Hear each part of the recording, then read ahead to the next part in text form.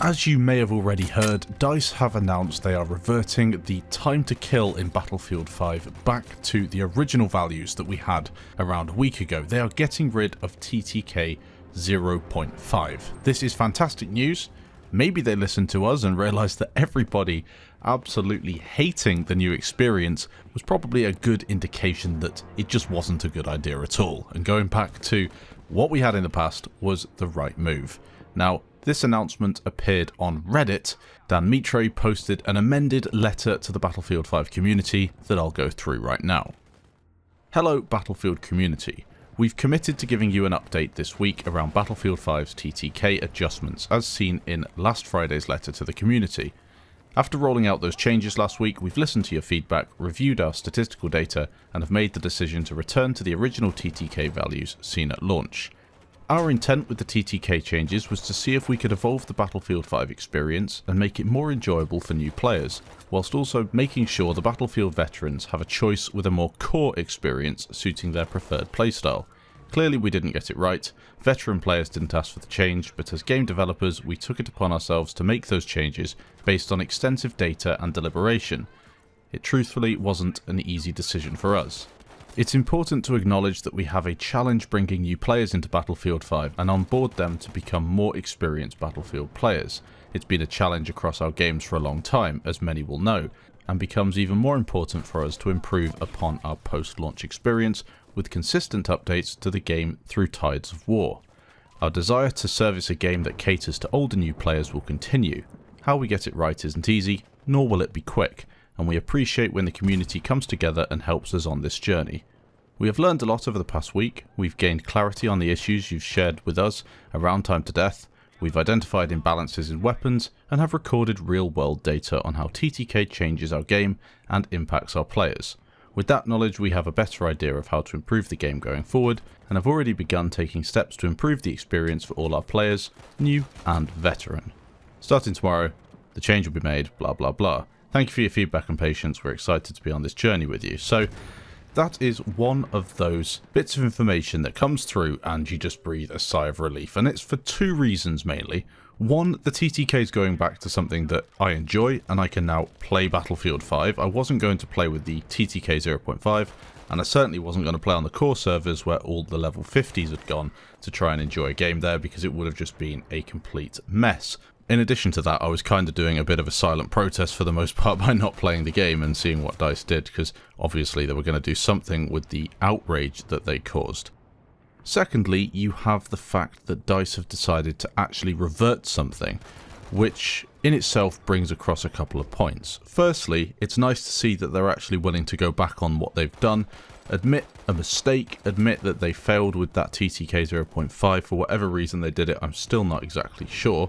Some people say they were testing it for the Battle Royale, but I think it was a genuine attempt to get people on board over Christmas, new players, and sell more copies. But they've gone back on it, and, well, my only guess is that the player numbers of Battlefield 5 dropped significantly, and the amount of negative press surrounding the game was just too much to handle, and going back and saving some face was the best thing that they could do. Within this letter, they did mention a couple of things that I found fairly interesting. Firstly, they said that it wasn't an easy decision to make, and they based it on extensive data and deliberation. Now, the extensive data, I'm not really too sure what that means. Is that just player numbers weren't high enough so we had to make a change? As we discussed in previous videos, there are many reasons why player numbers aren't high in Battlefield 5 and why player retention might be quite low, and it goes beyond the time to kill. In fact, I don't think the time to kill has anything at all to do with it.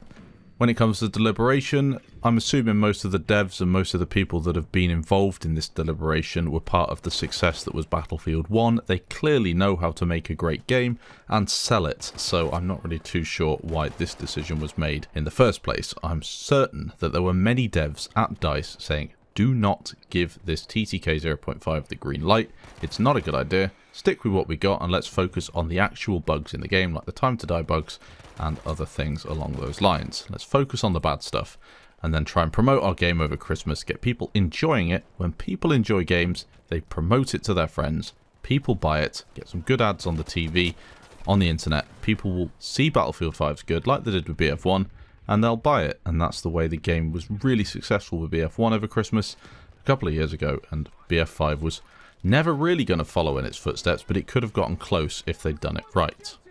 Now, secondly, the thing I wanted to take out of this letter was the bit where Dan said the team had learned a lot over the past week, gaining clarity on issues around the time to die, which is good, so that will hopefully be sorted out. The imbalance on weapons, again, which will be good if they sort it out, but also the fact that they've said they are beginning to take steps to improve the experience for all our players, new and veteran.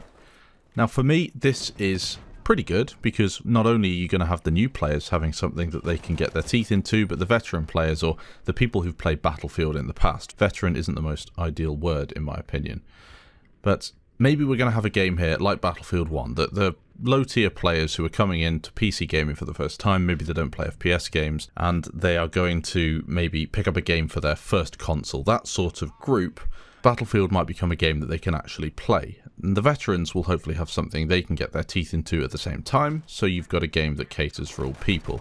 It's very, very difficult, and I noticed DICE are once again trying to bite off more than they can chew. This is difficult when you've got a huge demographic. You've got all the people who've played Battlefield from the very beginning. You've got people who picked it up at BF3, people who picked it up at BF4, people who play literally 1 hour a week on Battlefield. You've got guys that have only just bought a console to play the game, and then you have a new wave of gamers as the gaming community just explodes, as it has done over the past few years. You've got content creators, you've got Twitch streamers, you've got just a crazy amount of people you've got to cater for. And trying to do all of that at once is, in my opinion, impossible. It's going to be too difficult, and getting a focus on the game is going to be essential. Rainbow Six Siege did it. When their game failed, they brought it back from the brink, and they've really turned that into something quite special. PUBG at the same time did a similar sort of thing, although they didn't fix their game. They really got people on board, and to be honest, the game's still doing quite well now, even though it is full of bugs, or has been over the past couple of years. It's in quite a good place, I think, right now. You've got the same with Battlefield 4. When that came out, it was a mess. They brought it back, and it was quite popular. It's definitely possible, but all those games knew exactly what they wanted to be, and that's the problem that Battlefield 5 has right now. It's got a bit of an identity crisis, and hopefully DICE can start working on getting that sorted and getting the game to a position where people will actually enjoy playing it again. Let me know in the comments what you think of the TTK change. Do you think it was a good idea that DICE did a U-turn and sorted out the problem with TTK 0.5, basically putting it back to how it was? Or were you a fan of TTK 0.5 and did you want to see it get more of a chance? Thanks for watching, and I'll catch you in the next video.